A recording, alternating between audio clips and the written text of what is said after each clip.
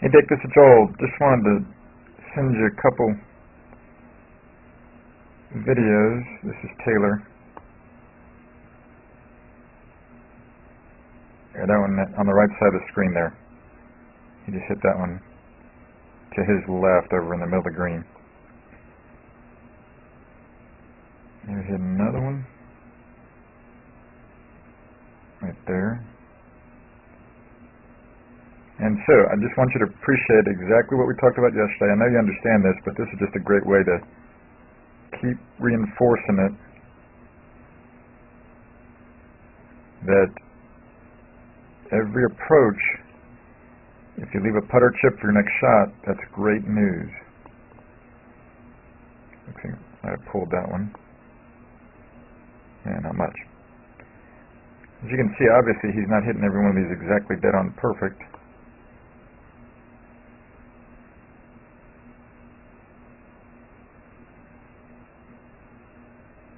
But the main thing is he's leaving a putter chip for his next shot. And then all that serious practice. He's leaving a chip. He might be able to chip that. Might have to pitch it. But all that serious, precise, calm, quiet practice with your putting and chipping and pitching will continue to allow you to just get these things more and more perfect. And see that score continue to come down more and more. Nice and gradually as it has been for you the last year or two. Glad you played so well the other day, man. Even missing those short putts. Still broke 80, so that's sweet. And like you said, make all the short ones. You're down in the low 70s, so that is great news.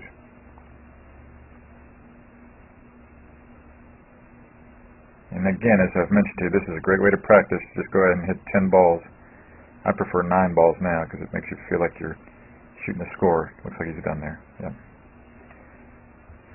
And this was another batch that he hit on that same hole, that same day.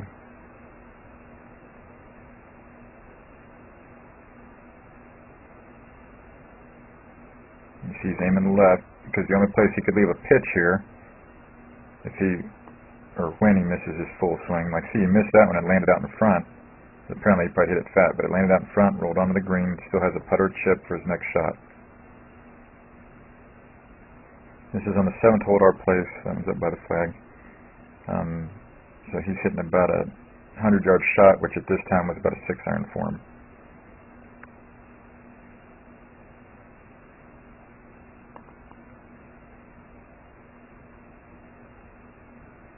This is the kind of consistency you want with your full swing, like I've told you in all the emails this year.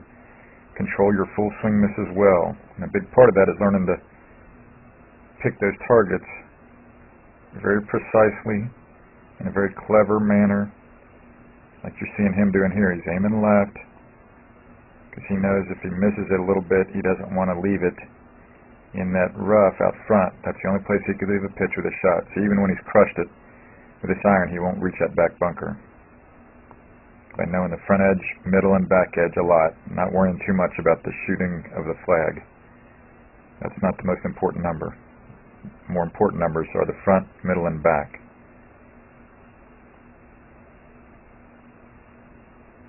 And like yesterday, you hit 6 out of 9 greens. Even though you didn't hit it that great, you missed it in the right places where you left the putter chip. It's just that obviously some of those putts were gargantuan in terms of length. But just having this mental image in your mind, I've seen over the years, helps a lot of folks, Dick. That, hey, I'm just going to leave it somewhere. I'm trying to hit it in a perfect spot. There are the 10 balls you just hit. I'm trying to hit it in a perfect spot, but if I miss it, I still leave a putter chip. I can really shoot a whole lot of low scores in a very, very consistent manner if I do that. And here's a drive on the 4th hole at Meadowlinks, where you played yesterday, where you hit all 3 of your drives right down the middle. That one went out to the right. It's over there. Yeah, those cedars on the right, but it's in play.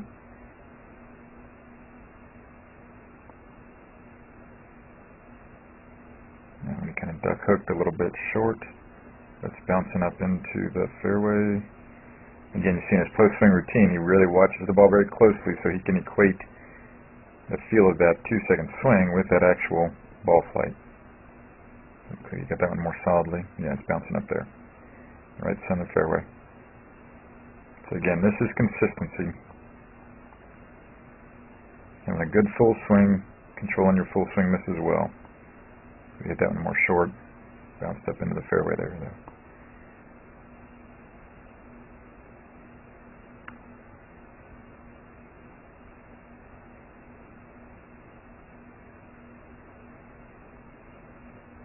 Another short one that bounces up into the fairway.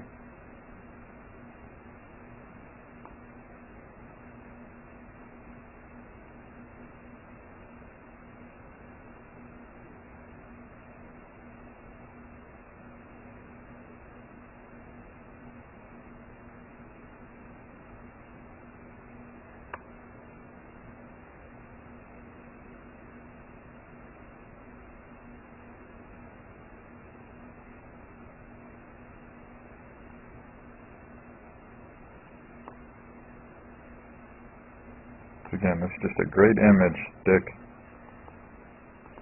to just know when you stand up there, even if you miss it, it's going to be in play off the tee, and when you get better and better and better at really being precise with your targets into the greens with your approach shots, even if you miss it, you'll still leave a putt or a chip for your full swing, or I'm sorry, for your next shot, rather than a pitch, to really enable a whole lot, even more nice boring pars to happen for you there, Dick.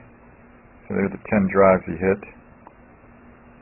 One in the left rough, and the other 9 are in the fairway. So I think the only one out of play might be that one in the left rough because he might be blocked out by those cedars right there.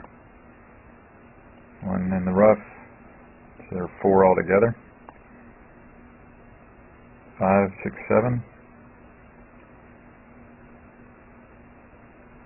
8, 9,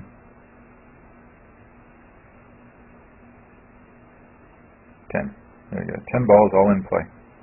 Even though, again, by no stretch of the imagination did he hit every swing, every shot perfectly. And then, of course, in the putting, and chipping, and pitching, right? There he didn't. Here's the putt after 10 putts. One went in the hole. He had putted them from this angle right here. So they look pretty decent from here, but as you know, and as we saw again yesterday, had it reinforced to us yesterday during our 9 holes, this is not going to look as good as that. I'm sorry, this looks better, but this is standing on the x-axis looking across. He hit the balls from the left, right? They're going to be elongated along the y-axis. So these are just ways to continue to get this reinforced. You know, here he hit 10 pitches. You see 2 were a little long, 4 perfect, and 4 were a little short. That he left them in the fringe or in the bunker there. As we go through there.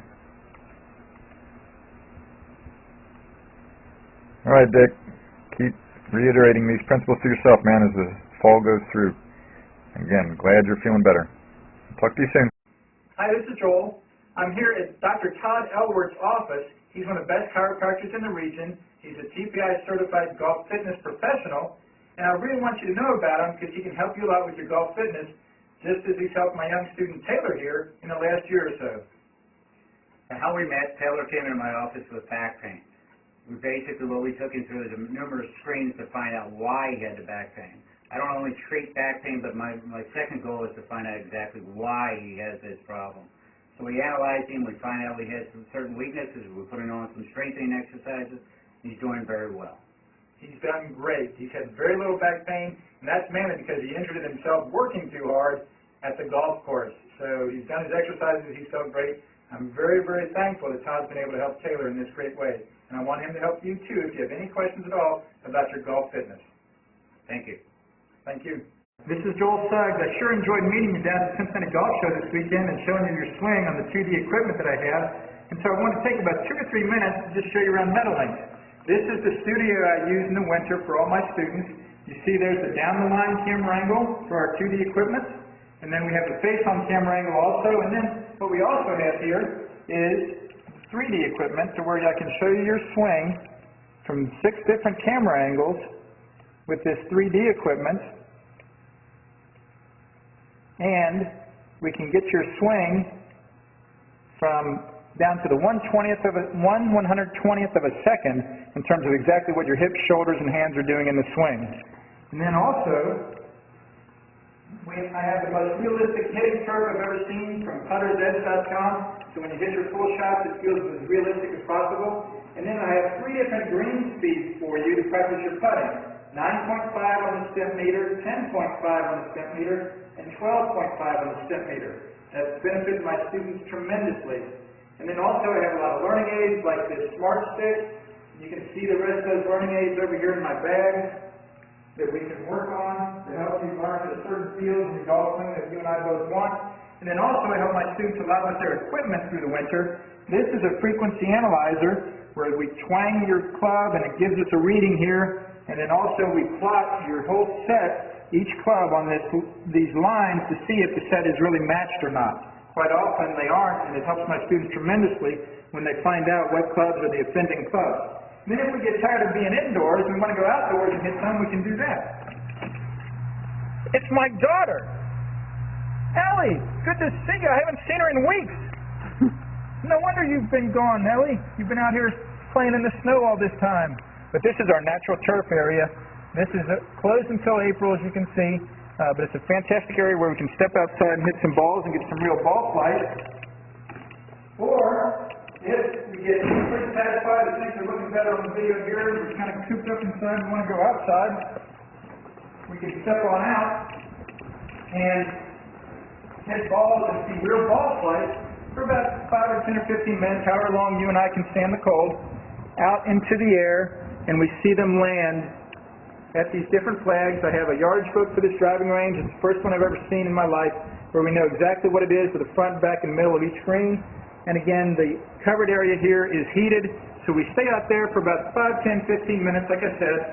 It enables us to see some ball flight, and then we get satisfied that things are looking the way we want, and we come back inside, take off our coat, and look again at the video equipment to see how your swing's looking, to make sure that you understand it. And then notice too, my exercise ball up top here, and then also, so I help my students a lot with their fitness through the winter, and then I will help you also with your sports psychology, with your golf psychology from the golfpsych.com people down in Texas. That's helped my students tremendously a lot over the years too. So again, I sure enjoyed meeting you down at the Cincinnati Golf Show this weekend. I look forward to seeing you again out here this summer at Meadowlinks, or even right now in the winter. I have a lot of people that work on their games with me right through the winter. Check out more information about the things I do to help you at joelsuggs.com. Take care.